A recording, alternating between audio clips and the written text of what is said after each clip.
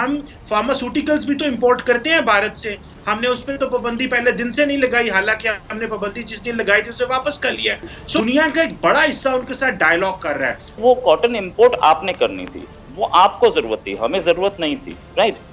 चीनी और कपास मंगवाने वाला कौन है ये जानना चाहता था हमारा वजीर आजम, खुद वो वजीर आजम जिसे हम्माद अजहर साहब ने बताया कि सर मुझे तो आप ही ने ऑर्डर दिए थे, और उसके बाद फिर चिरागों में रोशनी न रही। नमस्कार दोस्तों, जय हिंद। हिंदुस्तान स्पेशल में आपका स्वागत है दोस्तों।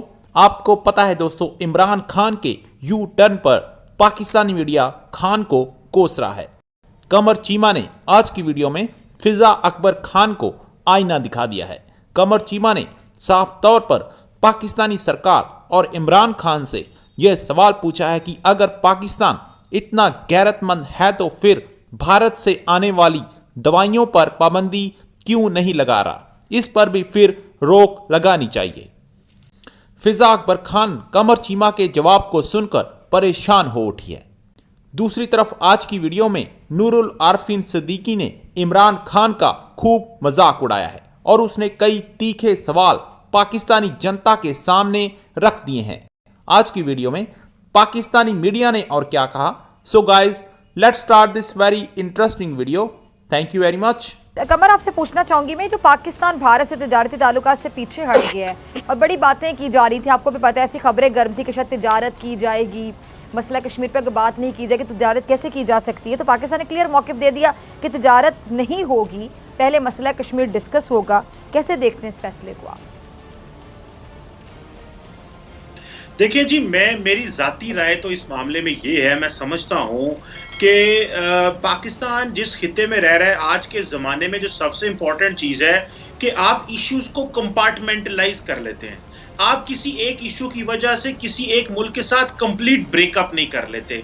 चाइना और इंडिया इतनी लड़ाई के बावजूद भी कारोबार कर रहे हैं, अमेरिका और चाइना भी कारोबार कर रहे हैं।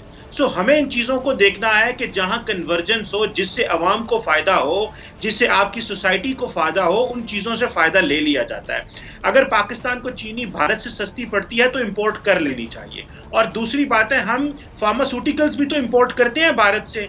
हमने उस पर तो पाबंदी पहले दिन से नहीं लगाई, हालांकि हमने पाबंदी जिस दिन लगाई थी उसे वापस कर लिया।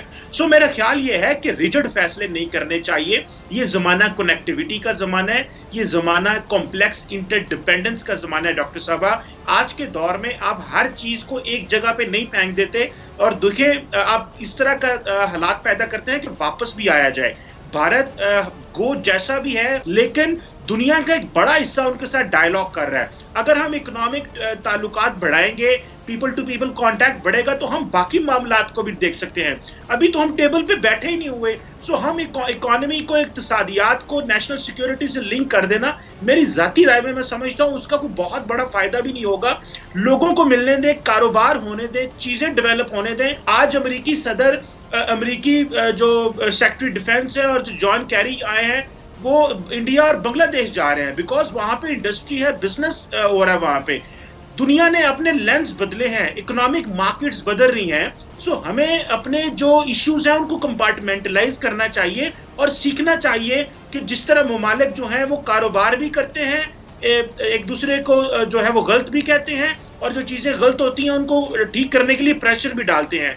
अपने रास्ते बिल्कुल बंद करना मैं समझता हूँ एक मुनासिब कदम नहीं है। और इमरान खान साहब को इसके लिए मुल्क के अंदर एक सियासी कंसेंसस पैदा करना चाहिए, क्योंकि ये एक पार्टी का मसला नहीं है, ये मुल्क का मसला है, ये 22 करोड़ लोगों का मसला है। अगर हमारा किसान बहुत कुछ भारत से ले सकता है, जब ट्रेड होगी, कनेक्टिविटी होगी, और चीजें इंपोर्ट करना भी बहुत आसान है। हम एक चीज तो छोड़े, हमने वहां से क्या इंपोर्ट करना है, हमारे पास बहुत बड़ी मंडी अवेलेबल हो जाएगी जी। अगर हमारी इंडस्ट्री ताकतवर होगी, तवाना होगी, तो हमारे पास, देखिए चाइना बहुत बड़ी मंडी है, लेकिन हम चाइना को एक्सपोर्ट कुछ नहीं कर पा रहे, बड़ा थोड़ा लिमिटेड चीजें जाती हैं, बिकॉज चाइना की मार्केट से हम कम्पीट नहीं कर सकते। पहली चीज कि वो कॉटन इंपोर्ट आपने करनी थी, वो आपको जरूरत थी, हमें जरूरत नहीं थी, राइट। तो वो आपकी जरूरत थी, आप नहीं इंपोर्ट करना चाह रहे, मत कीजिए। लेकिन इससे पहले मैं एक चीज पे तवज्जो ले जाऊंगा, आर्मी चीफ ने और प्राइम मिनिस्टर ने, दोनों ने ये बोला था कि हम इंडिया से बटॉक्स चाहते हैं। उस समय तक कोई इशू नहीं था 370 का 370 हटा दोबारा इंपोज करने का। उसके बाद प्राइम मिनिस्टर इमरान खान का एक स्टेटमेंट आया कि हम कश्मीर पे बात करेंगे, हम सारे इश्यूज को सॉल्व कर सकते हैं इंक्लूडिंग कश्मीर, तब भी ये नहीं था, ठीक है, क्योंकि एक उससे पहले जैसे ही 370 हटी थी तो एक पाकिस्तानी स्टेटमेंट था, पाकिस्तानी स्टैंड था कि हम तब तक इंडिया से कोई बात नहीं करेंगे जब तक 370 वापस इंपोज नहीं होती, लेकिन ये स्टेटमेंट्स उसके बाद आए थे। दैट मीन्स अब ये हमें दिख रहा था कि क्रॉस बॉर्डर फायरिंग बंद हो गई है, और दूसरे इंडिया ने वो दिया है अपना एयर स्पेस यूज करने के लिए दिया है प्राइम मिनिस्टर इमरान खान को। उसके बाद इंडियन प्राइम मिनिस्टर ने चिट्ठी लिखी है, वहां से चिट्ठी आई है, तो बहुत क्लैरिटी से ये चल रहा था कि 370 is no more an issue. अब इसको दोबारा उठा करके क्या हम लोग 2 साल वापस पीछे नहीं चले गए हैं, राइट? तो और जब ये प्रपोजल आया था आर्मी चीफ की तरफ से, बाजवा साहब की तरफ से और इमरान खान की तरफ से, तब तक तो 370 का कोई इशू नहीं था, 370 तक कोई मेंशन नहीं था उसमें। तो ये दोबारा लाया क्यों गया? और दोबारा लाया गया तो फाइन, ये तो प्रॉब्लम उनकी है, हमारी तो है नहीं, है ना, ये पाकिस्तान की प्रॉब्लम है। हम तो देने के लिए तैयार थे, हम लोगों ने तो, इंडिया ने तो रिएक्ट ही नहीं किया था, इंडिया पहले भी दे ही रहा था, आपने रोका था। आपका पॉइंट आ गया रोहित। अब मैं जरा कमर चीमा साहब, जी कमर चीमा साहब, रोहित की बातें आपको समझ आ रही है, रोहित क्या समझाना चाह रहे हैं? देखिए रोहित साहब जाहिर बात है अपना एक मौकफ तो रखते हैं और उनको रखना भी चाहिए। मेरा मौकफ ये है कि जब देखिए हमारी इनके साथ एलओसी पे मामला तय हो रहे थे, जी एलओसी पे मामला हमारे इनके साथ तय हो रहे थे, तो बहुत सारे पॉइंट हमने रखे एक दूसरे के सामने। कुछ चीजों से हमने डिसएग्री किया, कुछ इन्होंने डिसएग्री किया, लेकिन हम एक कंक्लूजन पे पहुंच गए। अब देखना यह है कि जब तक टेबल पे नहीं बैठेंगे तो चीजें कैसे आगे होंगी। मेरे अपने हिसाब में मुझे जितनी एंटरटेनमेंट का सामान पिछले हफ्ते मिला, मुझे नहीं लगता कि पूरे साल में भी शायद इतनी एंटरटेनमेंट मेरी कभी हुई होगी। और एंटरटेनमेंट जो हुई उसका सबब भी मैं बता देता हूँ। पै दर पै लताइफ की भरमार हुई है, अल्लाह ताला रहम ही फरमाए। ये पाकिस्तान की मेरा ख्याल है 74-75 साल तारीख में पहली मर्तबा हुआ होगा कि एक ऑर्डर देने वाला खुद अपने आप को ढूंढता फिर रहा था, और वो ऑर्डर देने वाला कोई और नहीं, मुल्क का वजीर आजम था।